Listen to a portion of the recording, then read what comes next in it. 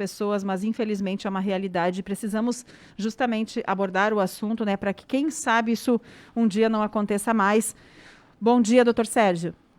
Bom dia, Rita. Bom dia, Nicolas. Bom Bom dia. dia a todos os amigos, ouvintes da Rádio Independente. Eu escolhi esse tema para conversarmos hoje, exatamente porque logo à tarde, a partir da 1 hora, nós temos uma sessão do Tribunal do Júri, onde estará sendo julgado o autor de um feminicídio muito cruel, acontecido no ano de 2014, que, desgostoso com o fim de um relacionamento, o sujeito simplesmente se acha no direito de ir até a casa da moça e desferir 4 tiros no rosto, terminando com a vida de uma jovem de 19 anos. Esse fato, obviamente, será julgado hoje, a expectativa é de condenação. No entanto, nos remete a olharmos a um cenário mais amplo e contextualizar a violência de gênero e a violência de homens sobre mulheres no Brasil e no mundo.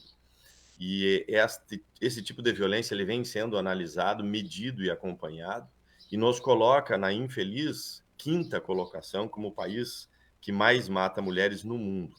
E alguém pode pensar assim, não, mas é que o Brasil tem mais população.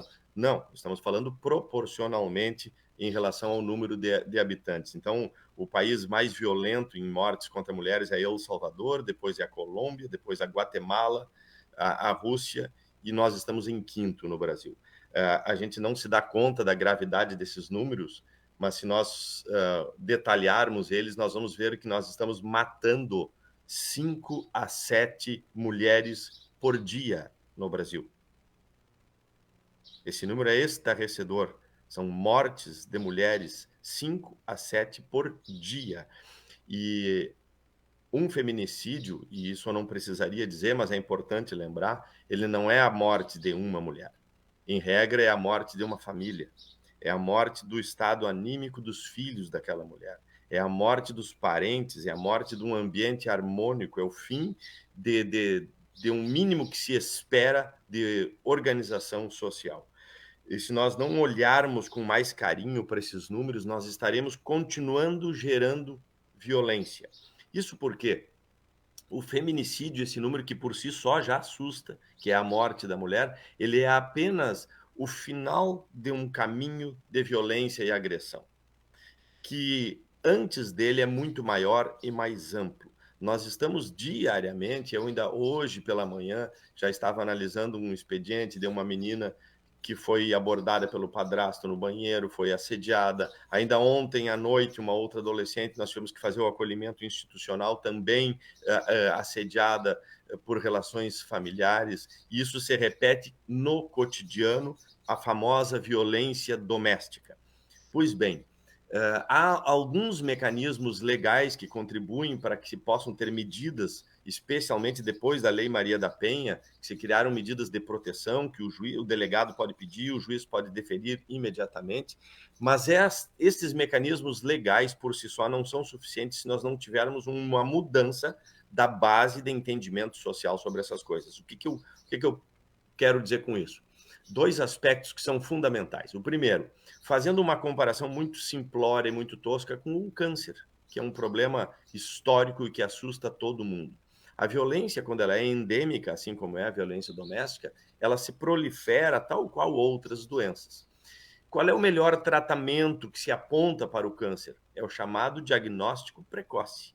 Antes dele ainda, podemos referir novos hábitos de vida, de alimentação, de bem-estar, de convivência, de estabilização do corpo, para que aquelas células cancerígenas não se manifestem. Mas mesmo assim, o diagnóstico precoce. Na violência, na relação de violência doméstica, é muito parecido com isso. Por quê? Sempre que acontece um feminicídio, uma morte, uma tragédia dessas, já há praticamente quase 10 anos antes, naquelas relações, já começam a haver sinais de violência, sinais de agressividade, sinais de ameaça, de destempero, de desorganização, de comportamento impulsivo e explosivo. E aquela mulher, às vezes, não se dá conta da necessidade de sair daquele ciclo de violência.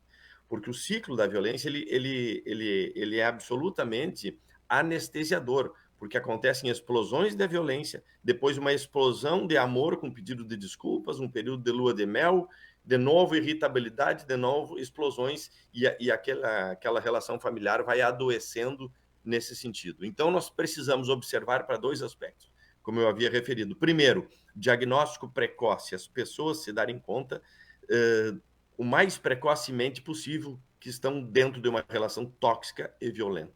O segundo, e esse é o mais difícil, é o nosso grande desafio, é termos estrutura de apoio a estas mulheres que querem sair de relações violentas. Aí nós enfrentamos dificuldades que são socioeconômicas. Como é que se resolve isso? Com a criação de espaços, como já temos em Lajeado alguns, ainda precisando se ampliar, que é, por exemplo, a Casa de Passagem, um centro de atendimento à mulher, porque aquela mulher que sofre violência, muitas vezes, é uma mulher que também é dependente econômica e afetiva e psicologicamente do agressor. Então, não foram uma nem 2 vezes, por exemplo, que estávamos nós na promotoria arrecadando dinheiro para uma cesta básica para poder garantir o alimento para aquela mulher que pediu socorro e se retirou o agressor de dentro de casa. Não raras vezes, uma menina, uma filha que sofre abuso sexual, quando chega na audiência, ela desmente a situação, temerosa com o caos econômico e afetivo que ficou dentro de casa. E se nós não tivermos estruturas de apoio adequadas a estas pessoas, nós teremos dificuldade de romper este ciclo. E, por fim, e talvez o mais importante de todos, é a instrução, o conhecimento e a emancipação das mulheres. No momento que houver emancipação econômica e intelectual, ela se sente mais empoderada a enfrentar aquele ciclo de violência, que às vezes culmina num feminicídio e outras tantas vezes redunda nos 10, 15 anos de sofrimento, de agressão, de ameaça. Ainda, me perdoem, me permitam repetir um outro aspecto que é negligenciado por nós todos, o alcoolismo.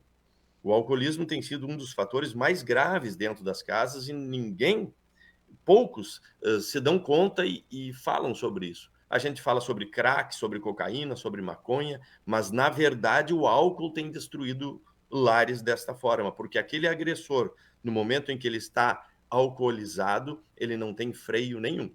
E ali ele expõe a sua pior versão. E a pior versão dele é assustadora. E nós ainda temos muito pouca política pública de redução do alcoolismo. Nós deveríamos ter talvez 6 ou 7 mais núcleos de alcoólicos anônimos, de serviços de disponibilidade, de apoio a essas vítimas e de apoio às pessoas que queiram deixar de ser alcoólatras, porque o alcoolismo facilita a vinda da violência. Então é um contexto tão grande, tão perigoso, que nós precisamos juntos, comunidade toda, entender que não basta a punição que acontecerá hoje no Tribunal do Júri. Não basta. Ela é necessária, ela será feita e é preciso que se demonstre a força da lei. Mas nós precisamos ter cuidado, acolhimento a um enorme manancial de pessoas que sofrem diariamente com violência dentro de suas casas. Doutor Sérgio, uma outra questão também aí envolve, claro, toda a parte estrutural, a rede de apoio a essas mulheres, né?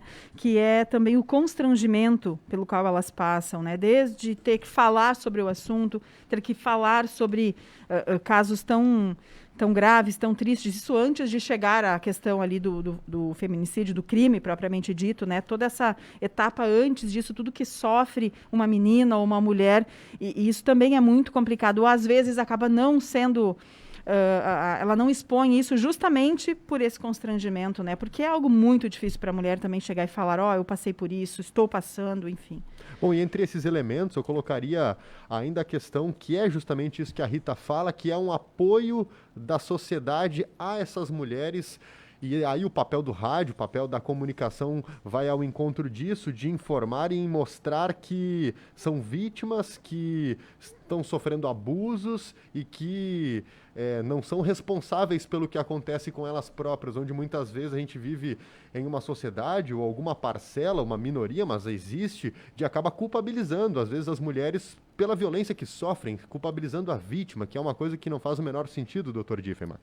Sim, existem vários mitos sobre isso, e um deles é esse, de que a vítima ela procura a violência, ou que ela provoca a violência, ou que ela está negligenciando porque ela aceita o retorno do agressor para dentro de casa. Isso é um desconhecimento da complexidade que é uma relação dessa natureza, que envolve, como eu disse, envolve às vezes o pai dos filhos, envolve o sustentador da casa, envolve uma série de outros fatores, dificuldade de buscar ajuda. Então, por exemplo, às vezes um pequeno detalhe, que é a sala de acolhimento na delegacia de polícia, que ela possa ser atendida por uma policial feminina, que vai ter uma escuta diferenciada, não que os policiais homens não saibam escutar. Nós temos muitos policiais homens muito bem treinados para isso, mas no íntimo da mulher, como a Rita bem disse, já há um constrangimento inicial de sair relatando fatos ou descrevendo fatos e expondo o seu mais íntimo recanto da sua própria vida aos demais. Então, precisa ter qualidade no acolhimento e empoderamento para essas pessoas. Nós ainda engatinhamos em termos de organização social de apoio a essas pessoas. Lembrando que ali nasce o germe da violência. Uma criança que cresce vendo agressão, vendo violência, ela tem um grande risco de ter menor aproveitamento escolar, de ter evasão escolar precoce e de ser reprodutora de violência na adolescência e na sua fase adulta também. Então, o cuidado do ambiente doméstico tem toda a relação com a segurança que nós queremos nas nossas ruas e nas nossas casas. Se nós formos pesquisar os agressores, o comportamento de uma pessoa violenta, muito provavelmente nós vamos encontrar uma infância em meio à violência. Muito bem, muito obrigado pela participação, Dr. Diefenbach, sempre conseguindo abordar de forma bastante plural esse tema, e são temas complexos e que encontram aqui na rádio esse espaço para conversa, para o debate, para as exposições. Uma boa quinta. Bom dia para vocês.